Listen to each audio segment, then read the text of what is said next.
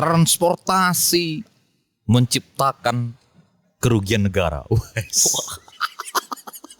Kau pernah dengar itu nggak, Jis? Ada yang soal kemacetan itu ya? Nah, ya kan? Berapa triliun gitu ya kan? Oke.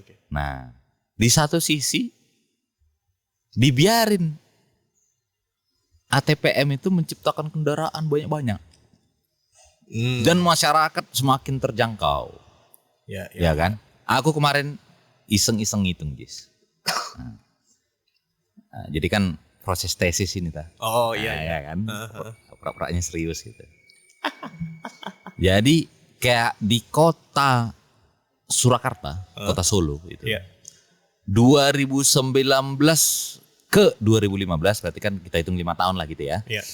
Itu rasio kepemilikan kendaraan per 1.000 penduduk itu 400 kendaraan per 1.000 penduduk, 40% gitu kan.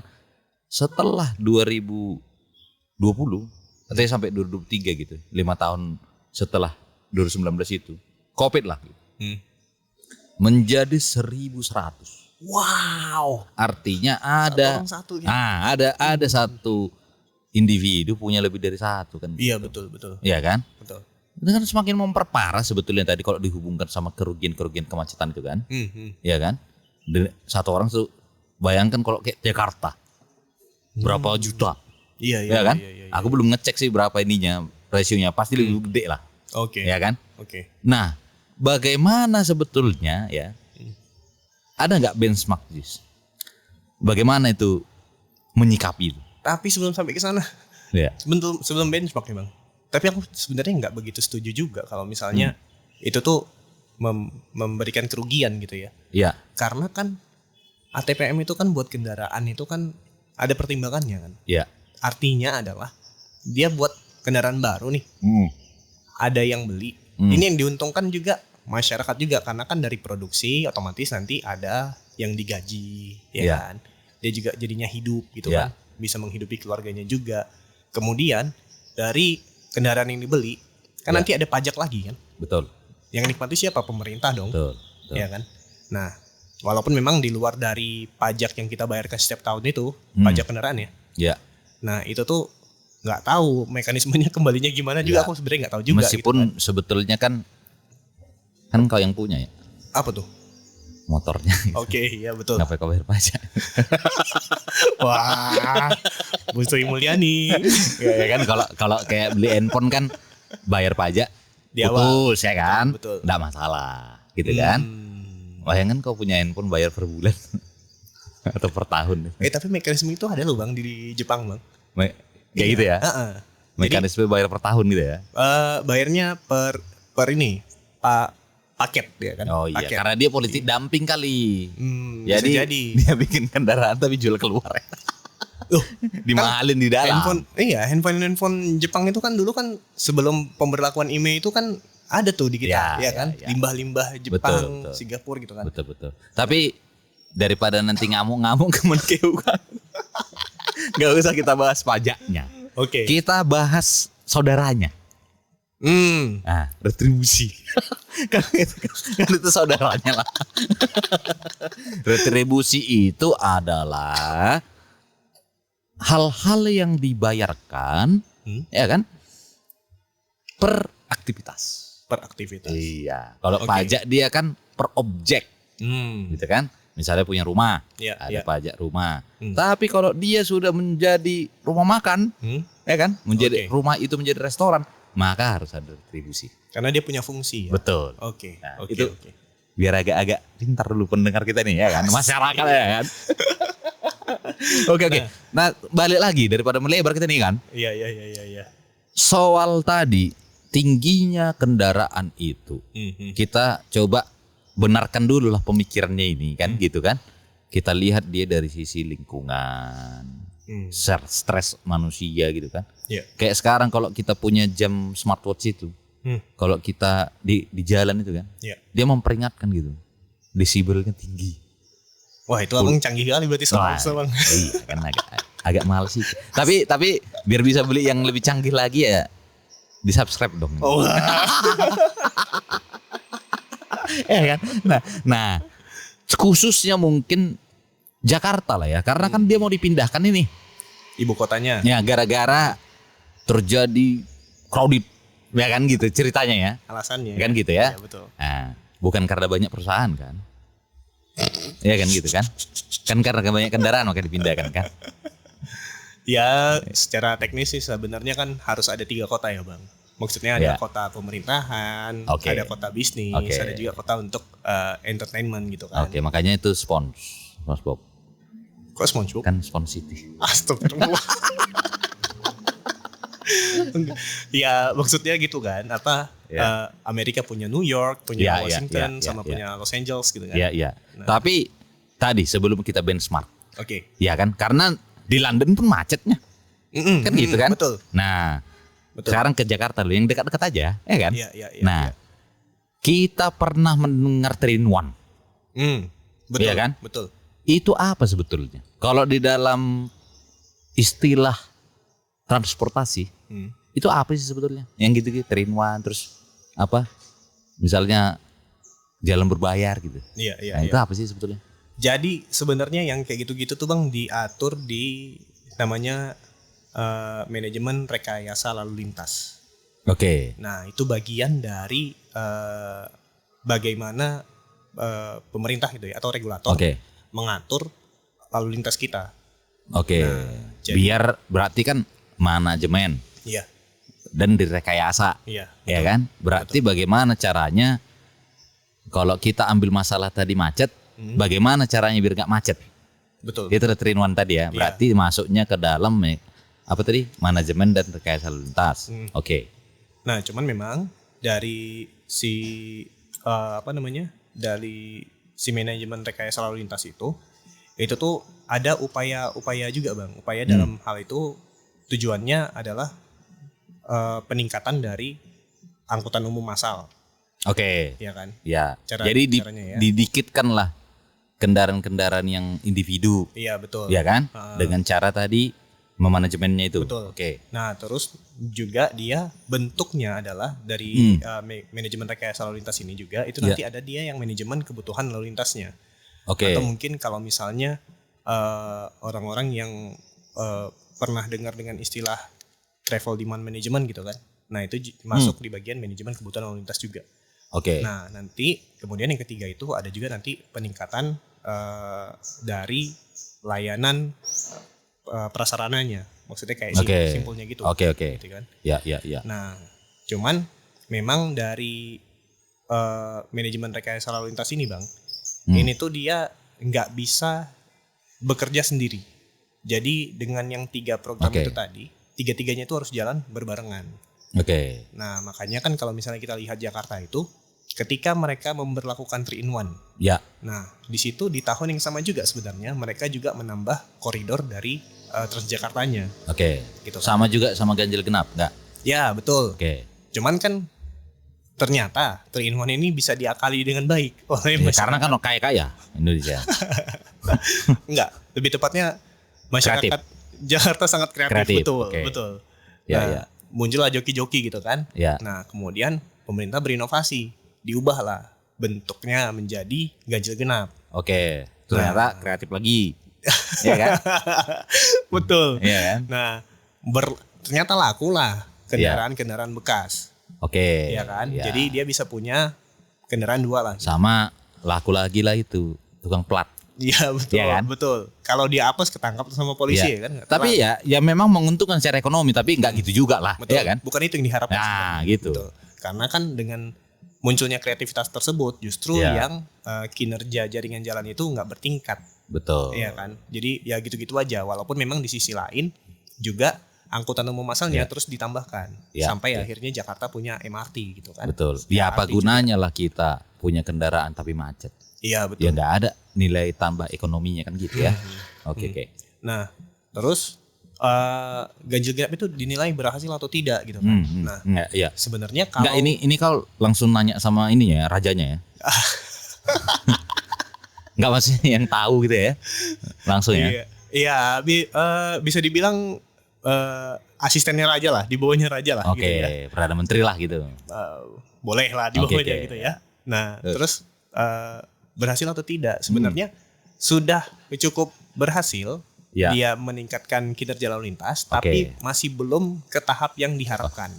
Kinerja lalu lintas yang meningkat ini maksudnya kan lebih lempang gitu ya? Betul, kelancaran jadinya kan. Ya. Nah, karena Abang pernah bilang juga Pak waktu itu sama aku, ada terjadi kemacetan lalu lintas yang kita nggak tahu, tiba-tiba macet aja gitu. Ya. Iya kan? Apa namanya?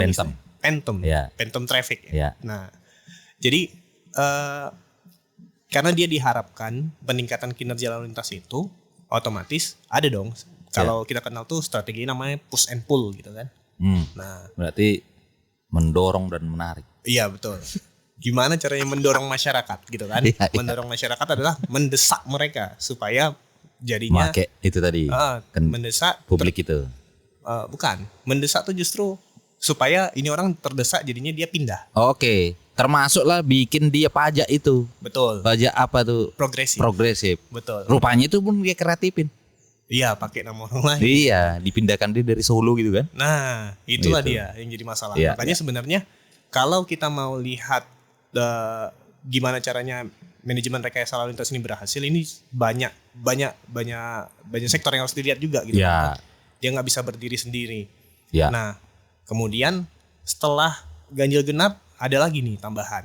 Apa itu? Yang rencananya sebenarnya sudah dilaksanakan, sudah diuji coba di tahun 2016 Bang di Jakarta. Itu namanya apa? Namanya ERP. ERP, apa Electronic Road Pricing. Berarti jalan berbayar secara elektronik. Iya, betul. Kalau dari elektroniknya mantap ini.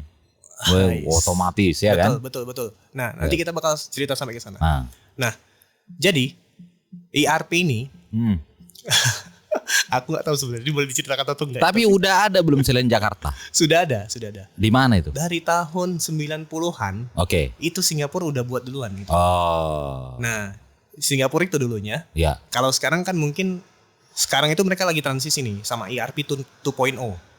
Kalau karena teknologi padahal kita baru 0.1. Enggak lah. Kita kan biasa, kita aja industri langsung 4.0 loh. Oh gitu ya. Enggak tahu juga sih. Mungkin kayak ini. Telkomsel 4G kan. Rupanya 3,97 gitu lah. Enggak sampai 4. Iya. Nah, anyway.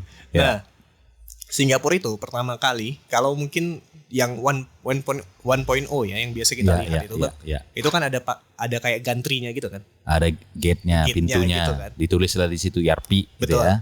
Dan ada jam berlakunya gitu kan. Nah, itu udah yang 1.0. Itu sistemnya kayak mana? Kalau yang 1.0 ini? Kita cerita yang pertama dulu nih. Yang pertama kali dilaksanakan oleh Singapura. Iyalah, itu kayak mana sistemnya? Itu justru yang kedua, Bang. Jadi pertama kali mereka menerapkannya itu belum pakai elektronik. Nah, tapi jadi ada petugas di pinggir jalan. Kalau mau lewat kawasan itu, beli dulu karcisnya. Tekang parkir. Betul. Beli dulu kayak ke mall lah gitu ya. Ada pintunya gitu, belinya ya. Betul. Tapi bedanya ini pakai petugas gitu kan dan pinggir jalan langsung. Itu tapi zaman lama ya, udah lama itu ya. Awal-awal itu. Awal-awal. Jadi bayar lewat gitu kan.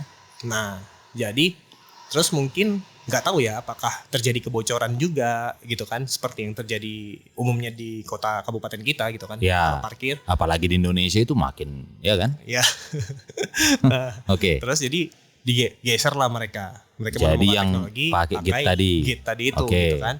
Nah kalau pakai gate itu mereka udah lebih mantep lah gitu kan. Nah itu memang kayak mana mekanisme bedanya tadi sama itu tadi Pak Ogahnya itu. Nah kalau yang itu udah sebenarnya ada yang sistemnya mereka beli saldo, isi saldo. Ya itu kan? Diisikan kemana? Diisikan ke alat pembayarannya mereka gitu Bang. Jadi dia nanti otomatis ngedeteksi gitu. Kendaraan yang lewat terdeteksi, kepotong langsung saldonya. Kalau kita kayak etle kita lah, gitu berarti. Atau ada alatnya misalnya kayak ini, apa namanya itu, RFID. Iya. Pakai RFID ya. Betul. Udah ada di dalamnya itu sensor di dalam mobil kita. Iya, betul. Oke. Betul. Jadi yang mensensor sebenarnya sensor dari gate itu alatnya itu ketemu sama sensor yang ada di kendaraan kita. Ya. Nah, itulah yang kita isi ulang gitu kan. Nah, itu dan Singapura itu dia tarifnya berlaku fluktuatif.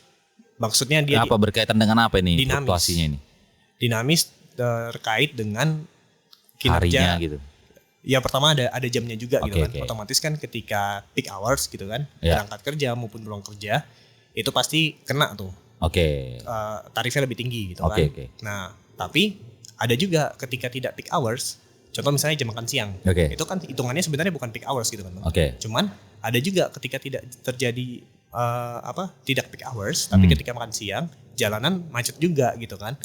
Nah, jadi ketika jalannya macet, harganya juga naik. Berarti kan based on demand lah kalau secara bisnis gitu ya. Iya. Nah, terus itulah yang berlangsung di Singapura. Tapi sebelum kita balik lagi ke negara kita, 2.0 kayak mana rencananya? Nah, rencananya yang 2.0 ini nantinya udah nggak pakai gate itu lagi, Bang.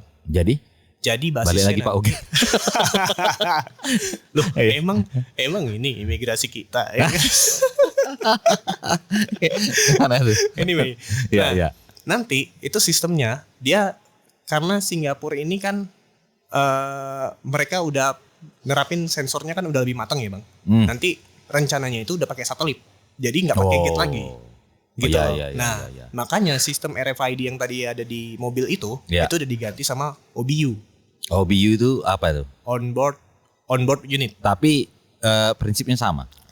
Nanti tetap begitu kendaraan itu terdeteksi sama satelit itu melewati jalan itu, itu langsung nanti kepotong. Saldonya gitu ya. Nah, dan itu lagi proses transisi sama pemerintah Singapura. Sampai tahun itu masih transisi, tapi diharapkan sebenarnya tahun ini tuh udah selesai. Udah jadi ya. Udah tapi ya mungkin mereka gitu. Udah udah taat gitu lah. Iya betul. Udah bisa mengerti maksudnya si pemerintah dan masyarakat itu nyambung gitu loh. Nyambung pemerintah dan masyarakatnya. Kalau kita kan apa-apa dibikin kebijakan kan pokoknya nolak. Iya kan? Negatif thinking kan gitu. Tapi kalau kita baliklah ke negara kita dengan kota paling besar di Indonesia kan, Jakarta tadi. Berarti kan sistem Pak Ogah itu kan langsung loncat ini kan. Langsung loncat dia ke gimana yang dibikin? Apa udah gate? Apa gimana? Apa langsung pakai satelit ini? Jadi tahun 2016 itu, Bang. Zamannya Pak Basuki Cahayapurnama. Pak BTP ya.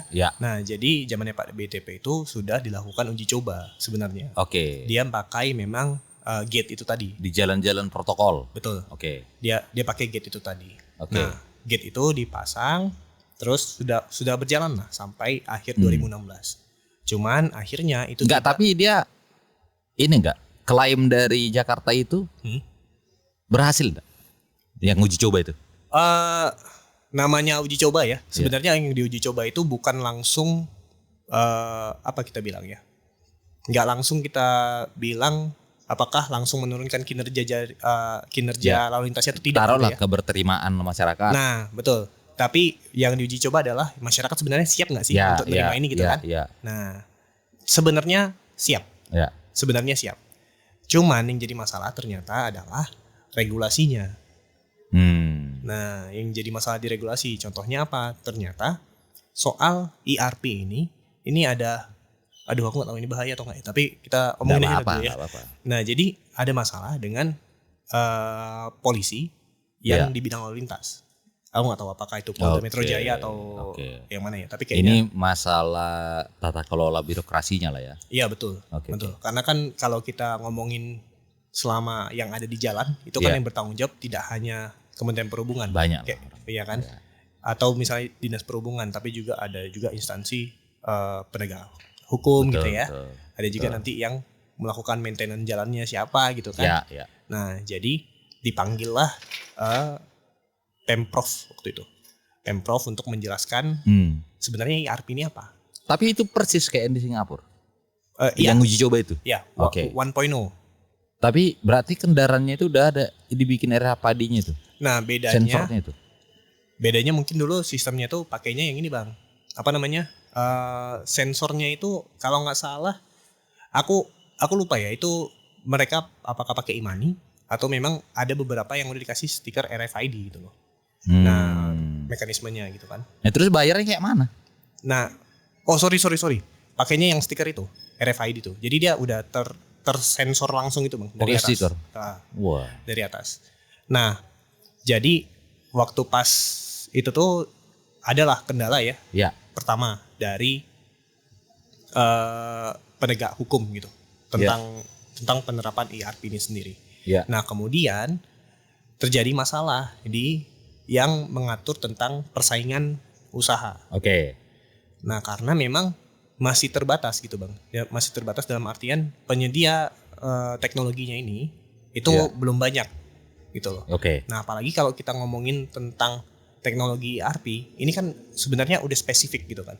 Otomatis jadi yang bisa ikut lelang di situ adalah ya perusahaan yang terbatas. Gitu kan. Nggak sembarangan perusahaan elektronik bisa ikut. Gitu kan. Otomatis kan ya pastilah ada kualifikasi gitu kan. Yang ditetapkan. Nah, cuman yang jadi masalah kemudian itu dari bagian yang mengurusi di bagian persaingan usaha itu tadi, itu tuh ternyata jadi masalah. Berarti dari 2016 itu nggak dilakukan lagi ya? Nggak, stop. Stop. Nah ini mau dibikin lagi sama? Nah yang ini tuh beda. Yang ini beda. Jadi di zamannya Pak BTP banyaklah mekanisme yang sudah coba dilakukan oleh DKI Jakarta gitu ya supaya bisa ERP ini berjalan. Tapi ternyata kan banyak obstacle-nya gitu bang. Nah mulai dari itu tadi administrasi keuangan daerah gitu kan. Terus dari peraturannya juga instansi lain juga gitu kan. Nah sampai akhirnya kemarin sebelum Gubernur Jakarta terakhir Pak Anies itu mengajukan raperda juga ke DPRD tentang ini spesifik lah dia tentang ERP itu. Lebih tepatnya pengendalian lalu lintas jalan berbayar. Iya, electronic system. Berarti bisa jadi bukan cuma ERP. Iya betul. Ya kan? Ada yang lain lagi berarti. Iya. Nah, tapi nggak usah jauh-jauh, orang satu aja belum disetujui ya kan gitu ya. Nah, cuman karena itu di akhir masa jabatan gitu kan. Baik itu masa jabatannya gubernur maupun masa jabatannya anggota dewan gitu kan. Nah, jadi nanggung ini lepas lah. Gitu. Belum ada keberlanjutannya. Nunggu momentum lagi. Betul. Betul. Nah, lepas lah itu gitu kan. Makanya cuman memang yang diharapkan adalah bentuknya Jakarta itu ya tidak berbentuk retribusi tadi. Tapi? Nah, jadi mekanismenya adalah mereka tarif seperti tadi, seperti Singapura. Jadi dia bisa ini kan dinamis. Berarti kan? benchmark plug nih. Iya. Tapi kalau kita lihat naskah akademiknya yang raperda ini yang ada di DPRD ini, sebenarnya mereka nggak hanya mengacu dari Singapura aja, tapi juga mereka lihat dari London dan juga Stockholm. Kunker lah banyak. I don't know. Yang kunker, kunjungan kerja, tapi jangan studi banding. Kalau studi banding kan studi dibandingkan selesai, balik ke Indonesia. Kalau kunjungan kerja kan dikunjungi, habis itu kerja dia, gitu. Jadi kacau. Iya. Stockholm ya. Iya, Stockholm. Tapi nggak, menurutku ya, nggak apple to apple juga. Kenapa? Jadi Jakarta 20 juta, dia cuman berapa juta paling itu. Betul. Ya kan gitu kan. Nah, secara teknologi oke lah, tapi secara melakukan belum tentu dia kayak seberhasil di sana. Karena kita kan masyarakat, ya kan? Besar ya pergerakannya. Ya. Betul. Nah, cuman memang ya gitu. Tapi kalau dilihat dari 3 benchmark ini bang, 2 lah kita bilang ya, yang paling mendekati, mantap itu kan memang Singapura sama London kan. Dalam melakukan pengendalian lalu lintas. Nah, dari 2 ini memang ternyata kita lebih cocok sama Singapura. Kenapa? Karena dia basisnya adalah jaringan jalan. Berarti gini. Dalam mengendalikan tadi, misalnya lah kita ke Jakarta itu kan, ada kan kawasan. Iya, betul. Nggak bisa rupanya gitu. Apa artinya dalam kawasan itu kan terdiri dari 3 atau 4 jalan, gitu kan? Betul. Jadi nggak mesti repot-repot lagi dia. Betul. Nah, inilah kayak termasuk taman bermain gitu loh, sekali bayar doang. Iya. Ya kan? Nggak bisa itu dilakukan orang itu. Itu sebenarnya kita tersandra sama peraturan kita sendiri bang. Regulasi kita sendiri.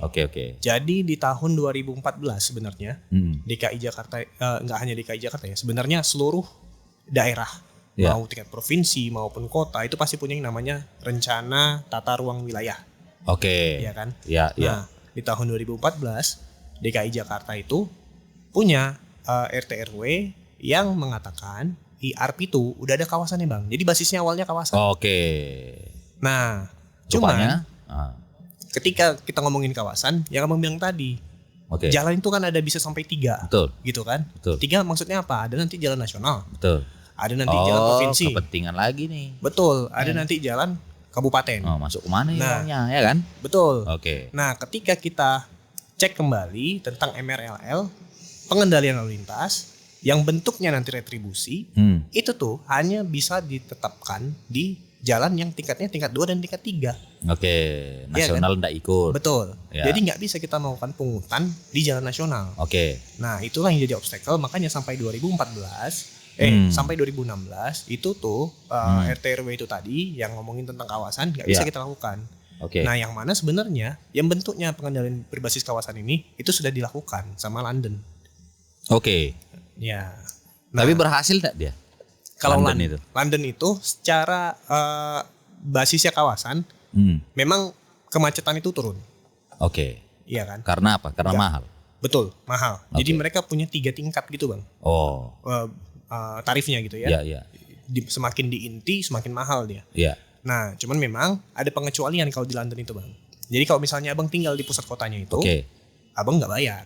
Karena sudah pajaknya mahal juga, housingnya ya. Betul, karena dan juga abang kan dianggap warlock situ kan. Aku akam sini. Kan? Oke. Oh, berarti ada juga di London toleransi ya? Maksudnya? Toleransi gitu. Toleransi apa tuh? Yang nggak enakan gitu. Kalau udah tinggal di sini gitu kan? Enggak lah, itu kan karena udah dibahas. Nah, tapi kalau Jakarta enggak mungkin ada di Sudirman orang tinggal kan? Kecuali di hotel. Pinggir jalan? Ya, itu kan Starling.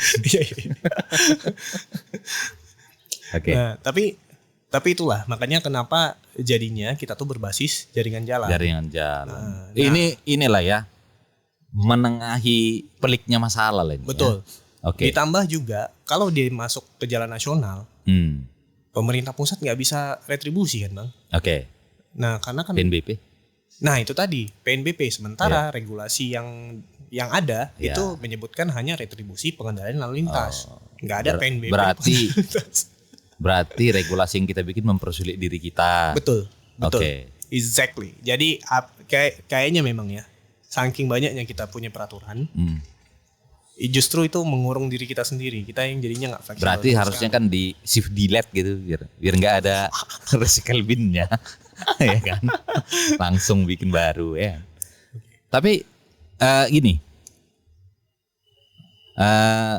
Terakhir.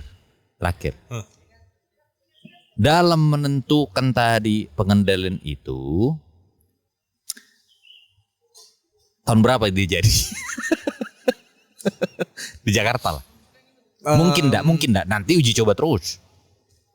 Ya, kalau jadinya kapan sebenarnya nggak tahu lah ya. Apakah memang akan terjadi atau enggak. Tapi tentu kalau misalnya dari Pemprov DKI sebenarnya berharap itu bisa berlangsung gitu, Pak. Tapi eligible enggak untuk dilakukan? Bagiku sangat eligible. Karena memang sudah ada transportasi umumnya juga kan. Angkutan umum masalnya sudah ada Jakarta. Oke. Nah, ditambah juga nggak hanya BRT tapi juga ada LRT, MRT juga gitu kan.